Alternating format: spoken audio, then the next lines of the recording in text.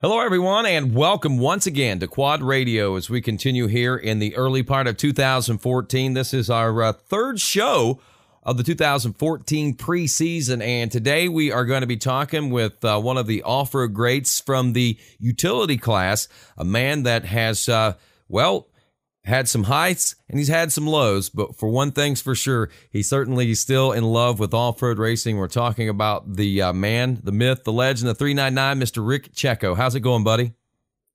Great, Rodney. How are you doing today? I'm doing wonderful, man. I know that I've been watching you on Facebook and stuff. I see that you've been a busy man back home, getting the new machines built. I've seen that you and your son, that you're raising Cain, and you're doing quite a great job of it. As a matter of fact, been out shoveling snow and plowing snow with the ATVs and stuff, man. Sounds like you're keeping busy up there in PA, man.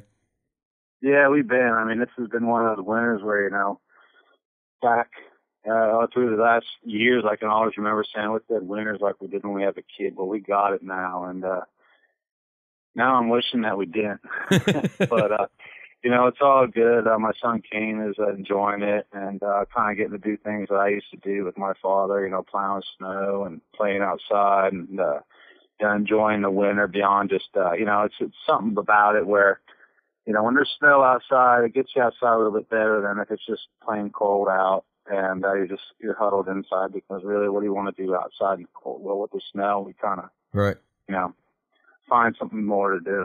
Yeah, I know exactly what you're talking about, man. I know I've been doing some sledding with my son and trying to get my daughter out, but she's a teenager now, so she doesn't like to walk up the hill. She always made me drag her back up the hill in the sled when she was a kid, and she's a little big for that now, so she's not so much into the sledding. But man, I love it, man. This winter wonderland to me is great. It's not real good on the training, man, but from some of the pictures and stuff I've seen, you've been getting a lot of the weight room training and cardio training and stuff like that going on, it looks like. Yeah, actually, that hasn't stopped. I mean, I've been on that hardcore for a little over 2 years now, and since I break through the first year, this past second year has just been, every day in the gym has just, come home with a little bit more, I feel like, and it's working really well. What I'm doing is called CrossFit, pretty big lately, and it really mixes a lot of Olympic lifting and cardio along into an hour program, and I tell you what, I am definitely stronger. I'm definitely in better shape, physically for racing. I mean, it just lends itself perfectly with what we're doing. That's great, man. That's good to see. It's good to hear and good to know, man, because backing up and giving folks a little bit of intel on your past, man. I mean, as far as GNCC is concerned, Rick, I think whenever I think GNCC, one of the first people that come to mind, John Papa, we've got, of course, Mike Penland always comes to mind. You got the Berries and those guys. But then there's Rick Cecco. For some reason, man, you've always stuck out with those guys like one of those guys. You were one of the first people I think that I got acquainted with. I think on a more personal level in the GNCC racing in my early years anyway. And I've watched you go through a lot of transitions and a lot of transformations throughout your career. Talk a little bit about that, Rick, and let the folks know exactly who you are. Well, I started following GNCC through the magazine, God, back in the, late 90s. Then in the, early 2000s, started following the series, for every round and coming up through. And then by around 2003, I worked my way up. At the time, I got a chance to meet a lot of people that are in the industry and still have been there. I mean, there's a lot of guys I've worked with through the years that, kind of like yourself, that have slowly moved their way up through from magazine editors to now they're publishers for, some major magazines, and also even promoting for manufacturers. And, it started back in, things started turning around in 2002, 2003 when I worked with Cannondale ATV to promote their four-wheelers in a bunch of magazine articles, and kind of got my name out back then. I mean, there wasn't even internet back then, so the only way you heard or knew anything was through the grapevine on the phone as far as what was going on with ATVs or what was written in the magazine, which was 3 months behind and, in the news. So, took shape with that, with doing a bunch of magazine articles. early on then I kind of figured out, hey, this is an easy way to get to know not only the people, behind the paperback magazines, but then also kind of give me a little leverage to get some support and sponsorship for, products. And because if anything was back then in GNCCs, it was as grassroots as it gets. I mean, if somebody didn't make it, you made it. And, we'll get back to that later as far as how this utility and ATV 4x4 racing goes, because it's kind of like that same mindset even yet today. Then from that point on, just by around 2004, I was up to number 28 national number, running Pro-Am class. And then, things folded up, went through a divorce, took a few years off, and started playing on utility ATVs. A year or two later, and I was having a blast on them. And, back in late '06, I went to the Wish GNCC, and I think that was the last year for that, and did real well, surprisingly.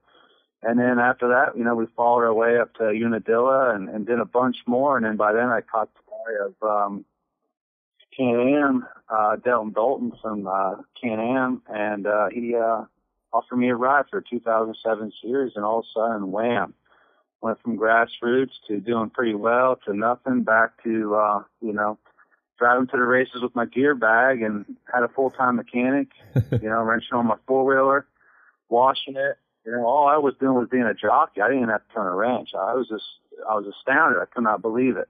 And then, that year, 2007, we won the championship. 2008, jumped on the new Renegade, and that was a year that we just couldn't keep that bike together for the life of it. And then back down to 2009, we got things worked out and wrapped up another championship in E2. And then by 2010, some changes were made in Can-Am, and as far as they were coming out to DS450, they're starting to make a lot of room for the getting some more talented riders in, getting some more money pumped into the system. As far as the DS, they just didn't seem they were getting it going, and I kind of walked away from it because the offers got less and less as the sport end of it started coming into it. So I walked away and came back on my own in 2010, and ended up getting a second under my own program. And then by 2011, started it up, and just by that time I had a newborn baby, newly married, remarried, and it just wasn't. I just couldn't handle it. I couldn't be everywhere I wanted to be. And I had to, after the first 2-3 rounds, I had to say, you know what, I can't do it. And I had to walk away, call up my sponsors and say, you know what, this is just, it's too much. I got to be dad right now. And it's kind of like what I did. And then 2012, stayed out of it. 2013, got the bug again. Polaris came out with this new four-wheeler, a Scrambler 850. And I was like, man, I just need to try something like this. I just feel like the well was dry at Can-Am. And they had a lot of strong riders in their stable. I didn't see any progress there. I didn't see any ability to move my way up through in time. And, started talking with Polaris, started getting some machines and parts at a real nice discount. And we more or less did some beta testing, finding out what lasts, what doesn't, what needs fixed. And all in all, it was kind of like one of those deals where, hey, this year I'm going to put my hands in my pocket. And next year, hopefully, if things work out, we can put my hands in your pocket. And, and here we are, the end of 2013, got the phone call in September, right before Unadilla saying, hey, Rick, we're going to sign you up for 2014. Hey, what we can do. And it was just like, man, here we are. We're back in it. Wow. And, looking forward to this coming year, starting out with, having the experience on the machine and having, just being very knowledgeable with what's going on. And, it's just been a really exciting time. Like I said, it's been a full circle. And, I can't be happier right now. It has been a full circle for you, Rick. And what's really cool is that you're getting ready to ride a new wave, because there's some big things, like you said, a lot of attention on and off throughout the years into the utility ATV market. And the last couple, I think we're starting to see a little more, and Polaris is starting to recognize that. And in reality, I mean, the utility guys have developed into almost a pro pro level themselves, and I guess that's basically almost what is going to be and has been designed for the 2014 season. Pretty exciting things as far as UTV or the utility ATV racing is concerned anyway. Yeah, actually, and you know what, Ronnie? I'd like to call it 4x4 racing. Okay. I don't know, just the utility kind of makes it seem like we're rolling on racks, and we're not. But, okay. Anyway, I can respect that. I can respect that. 4x4 yeah, you know racing. what? When it comes down to it, this coming year, from what I gather, I know that Polaris has picked up Michael Smith, Team UXC. They picked up myself. I know Can-Am is running with Kevin, the 4x4 Lights champion, Kevin Trantham in 4x4 Pro. They've also picked up Rob Smith. And for 4x4 Pro, who was second last year. So right there, we got 4 riders that I know for a fact that not only are getting support on machines and parts, as in, here you go, here's what you need to race. I mean, as far as manufacturers are dipping in their pockets very deep.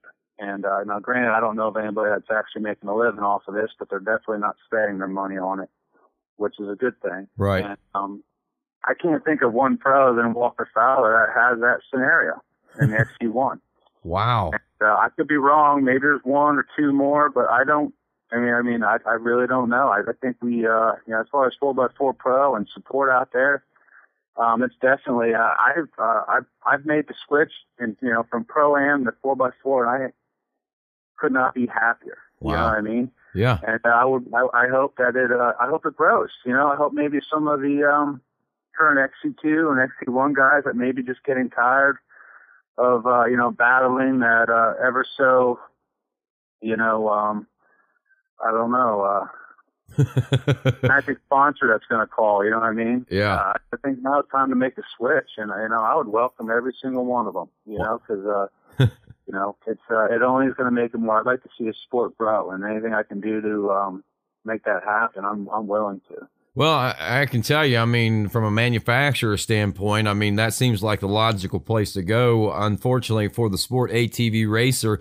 there's not a lot of market out there for a sport ATV unless probably you are going to be racing. I mean, there is, don't get me wrong, but the 4x4 ATVs, I think, from a manufacturer standpoint, seem to be the more viable ground, I would think. And I think that's pretty neat, man. I mean, I remember doing a show a little over a year ago with Mike Penland, one of the greats, man. And I mean, who would ever think, you look back from this old boy from Georgia, some 15 plus years or so ago when he started racing 4x4 machines out there, that it would grow into what it would be. I mean, even you probably when you started, I mean, you thought, wow, this is a pretty good thing. I'm going to do it. After you made the switch from the Pro-Am into the 4x4 racing, you thought, wow, man, I'm going to milk this for as long as I can. But I mean, even you at this point have got to be thinking, wow, I never even saw it getting this big. Yeah, I mean, in '06 when I was running on my own and just showing up and I was going for fun and just getting back, and it is kind of like I miss my GNCC family, and I had not the clue that Can-Am was actually already in process of starting a huge program in ATV racing. Had no idea. And it's just like the timing was right. It couldn't have got, I couldn't have had the players line any better. And, and what was great was that, I got out there and I ran, a different make machine, and then I ended up buying one of theirs, a Can-Am for the last 2 rounds and winning a few races. And, it's, who would have ever thought? I had no idea. I know Mike always had a really good following in the 4x4s and so forth, and there was the days of the Kawasaki factory team, back in the early 2000s. Kawasaki was very invested in ATV racing with Mike and Brock Parker and a few others, Doug Hankey, and I always thought, man, that's pretty cool. That's kind of neat. And here it was, and it was not only the same as what Cali was doing, but it was so much bigger. Because, like I said, they hired Warrant Racing out of Minnesota, and I had a mechanic. It was just he put food on the table for his family to work on my 4-wheeler full time. I mean, it was just astonishing. Right? You just couldn't. I didn't understand it. I couldn't wrap around it. But all I did was smile. And like I said, man, I just threw my gear bag in my truck and went to the races, and I couldn't be any happier. Man, awesome dream come true there for sure. An unexpected dream at that, man. I mean, just to be able to, come back because you missed something so much and to be rewarded for stepping in when you did, man. I mean, that's pretty cool. It is. And I think, at the end of the day, the story is find out what you like to do, which to me it was ATV racing, but then you also got to find out where that opening is, that maybe, just maybe you can do it with a little less of effort from your own pocket and, chase it. There you go. And that leads, that's a good transition point right there too, Rick. I mean, talking about chasing it and trying to position yourself. You and I were talking off mic there a few moments ago before we started the show, and you were amazed at the social media aspect of things and how easily accessible things are nowadays as far as promotion and promoting yourself, and how you've seen normal guys turn into basically superstars just through the media itself. I tell you what, it's been a very hard transition for me, getting fired up with the social media, starting my own Facebook page, Cecco Racing, and then Twitter account, Rick Cecco Racing. I mean, it's just, I've had a website for a few years, but I never really could grasp, the language and how to make things go up. So I had to hire somebody, and I had to send them a race report and then have them change it from a standard Word format to, go up on the website. And then, at the end of the day, I was thinking, people have to go find me to get the story. And with social media, with Twitter and Facebook, I mean, it pops up. It's slammed right in your face like a commercial. I mean, you're sitting there watching the Super Bowl and the commercial comes on. I mean, you want the game to keep going, but it's like, well, I got to sit through this commercial. Every time somebody opens up their Facebook, whether it's on their phone or on their computer, they're going to get a glimpse of me. And if I can get the right photo and the right wording, they're going to read it, and hopefully they're friends of mine. They're going to like it. And, my sponsors see this. Right. And they see it getting shared. And my sponsors are sharing it. And it's like this little snowball that turns into a boulder, as it rolls down the hill. Mm-hmm. And it's so easy. It takes so much little time. I wish more people would learn to do it. I mean, there's enough room out there for everybody. Well, I'll tell you what. I'm not trying to hide no secrets, but get on Facebook. Be professional, promote your sponsors. You know what I mean? A lot of these sponsors, I visited some of the sponsors through the years that I thought were just like the biggest. And I got there, man, they're in a 3-car garage. They're living comfortably. They're loving what they're doing. But I tell you what, there's no Taj Mahal in this. They're invested as much as we are. Right. And they deserve every pat in the back they can get. They deserve any bump they can get to sell more of whatever we're using, and it's definitely, like I said, it's opened doors for me that I once again, here we are. I got a new sponsor I just signed up this past week, Cold Cock American Whiskey out of California. They found me. Who was that again? Called me, Cold Cock American Whiskey. Wow. Yeah, it's like, hey Rick, we want to work with you. I mean, I knew who they were.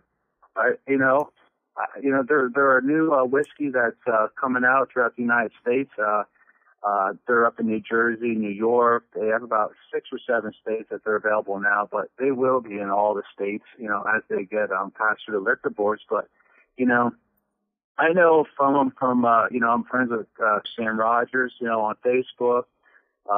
And, sometimes we share each other's tweets and so forth. And, they're sponsored by Cold Cock. I mean, they got major bands like Datsick and Pepper. And this isn't a distributor that's calling me. This isn't a distributor's rep. You know what I mean? Mm-hmm. The Coca-Cola, the local distributor that reps them and sells it. This is the main guy calling me saying, hey, what can we do? What would you like? What do you need?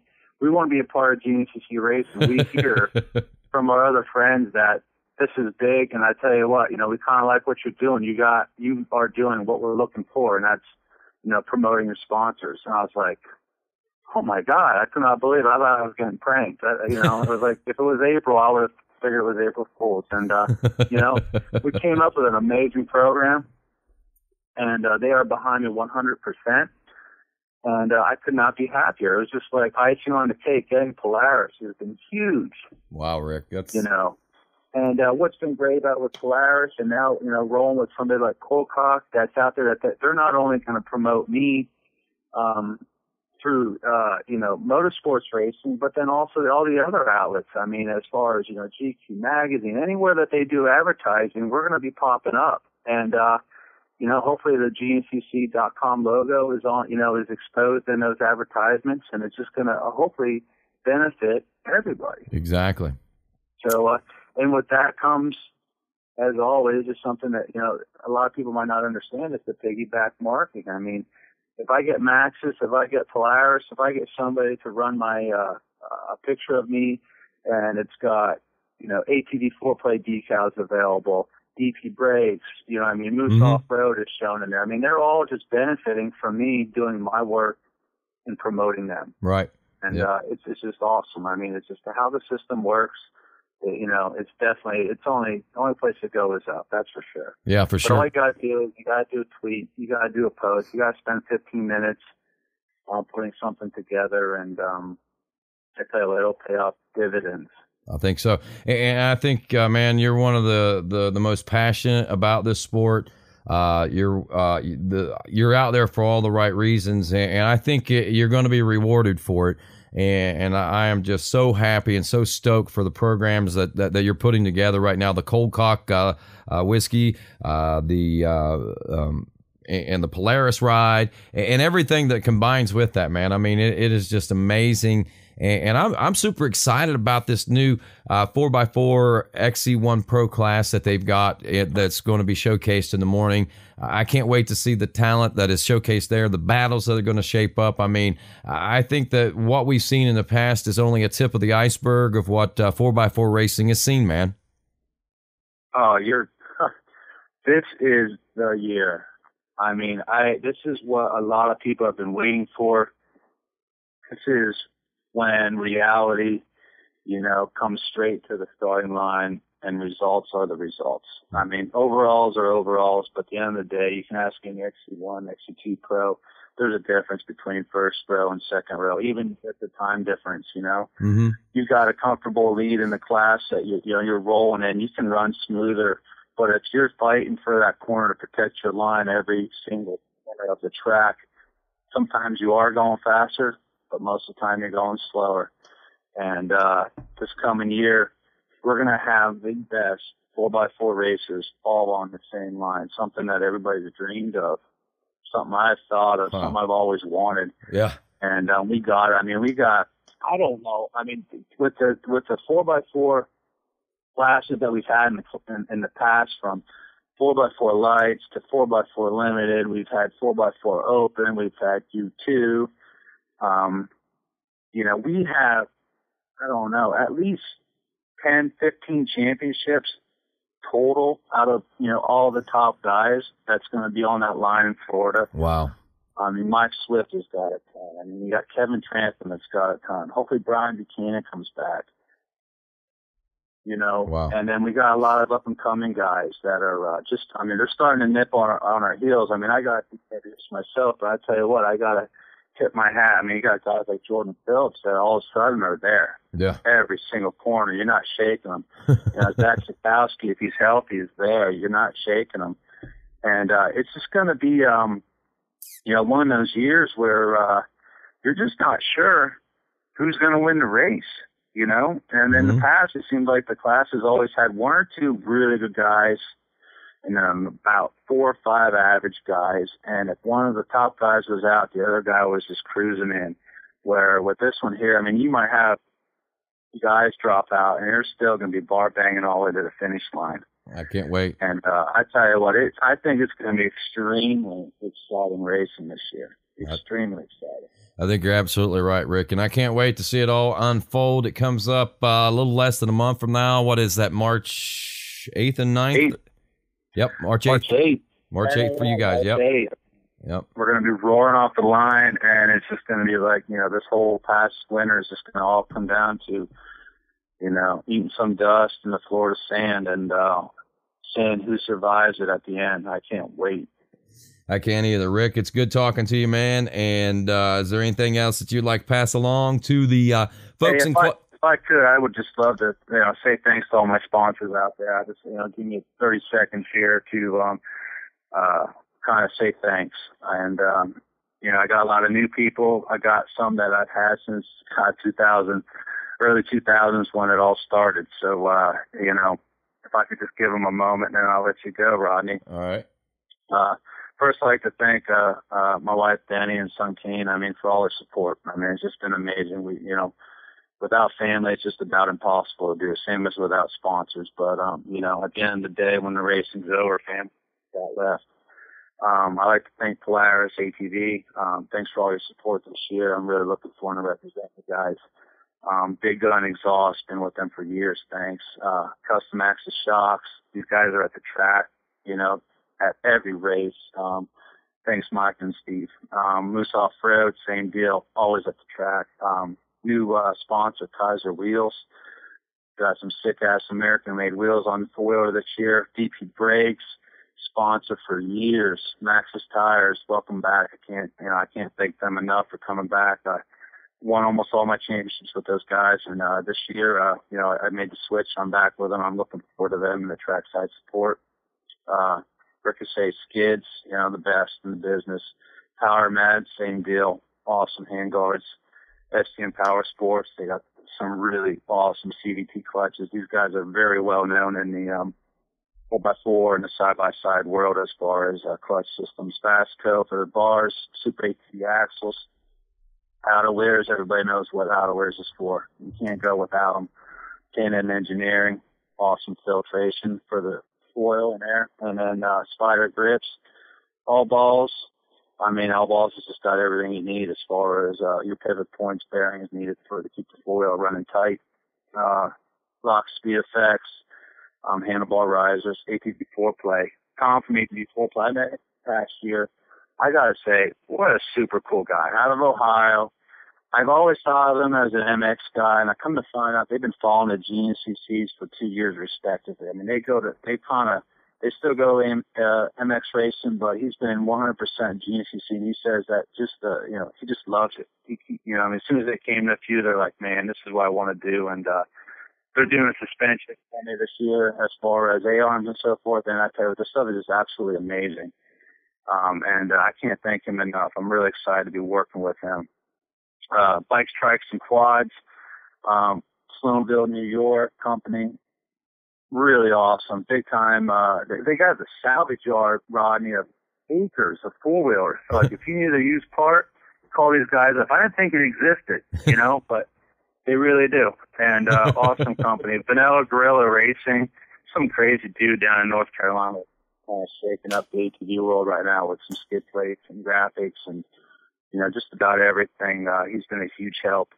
And then, last but not least, Cold Cock American Whiskey. Thanks for jumping on, guys. This is going to be an awesome year. I'm looking forward to representing you. And one other guy I'd like to make mention, Danny Beckville. Danny lives about an hour south of me, and he's taking care of all my engine performance and so forth. My bikes are actually all built right now down at him getting tuned, and I tell you what, he has been turning up some crazy numbers on the dyno with this thing. Reliable numbers, nothing crazy. We're not doing anything crazy, but just making things smoother, more efficient, and kind of just taking the ragged edge out and smoothing things out. And I tell you what, he's making some great progress. He's been doing a lot of work, and I can't thank him enough. That's DP Performance. And that's it, buddy. Yeah. And you ain't making a phone call. Yeah. You ain't making $1 million, man? Am I making $1 million? No, I'm not spending it either, though. So I guess it's all good. At the end of the day, I'm smiling. I can't be happier right now. No doubt, man. I'm doing what I love.